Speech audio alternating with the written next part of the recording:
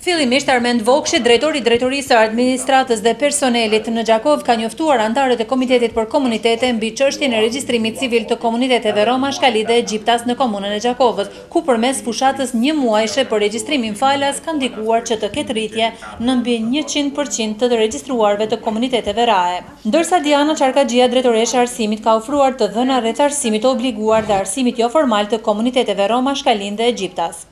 Me rregulloren e re, cila pritet të firmoset nga Asambleja Komunale, ka një diçka të veçantë, do të jetë pa pagesë. Në momentin kur do të jetë pa pagesë, atëherë sigurisht se gjithë ata prindër që kanë qenë të interesuar për fëmijët e tyre, do t'i drejtohen shkollës Mustafa Bakia.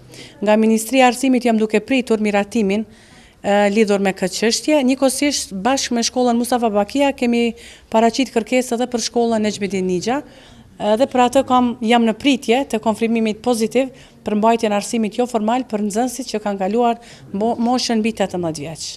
Nga ana tjetër, Bashkim Kurti zyrtar në zyrën komunale për komunitetet dhe kthim ka bërë të ditur se aktualisht janë identifikuar 5 nxënës që janë rikthyer dhe kanë nevojë për mësim shtesë, derisa problem mbetet strehimi dhe regjistrimi të adresuarve.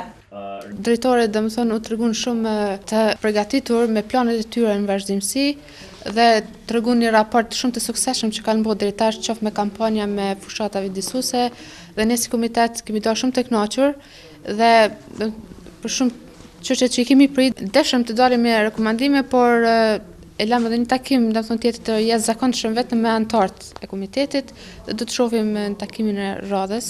Skënder Tullumi, drejtori i Drejtorisë për Kadastër dhe Pronë, i ka njoftuar anëtarët e Komitetit për Komunitete mbi procesin e legalizimit të objekteve sipas ligjit, rregullores dhe udhëzimeve administrative. Problem është çështja e legalizimit të atyre objekteve të cilat janë të ndërtuara në pronë publike, pasi që objektet e tilla nuk mund të legalizohen nëse aplikuesit nuk posedojnë pronë private.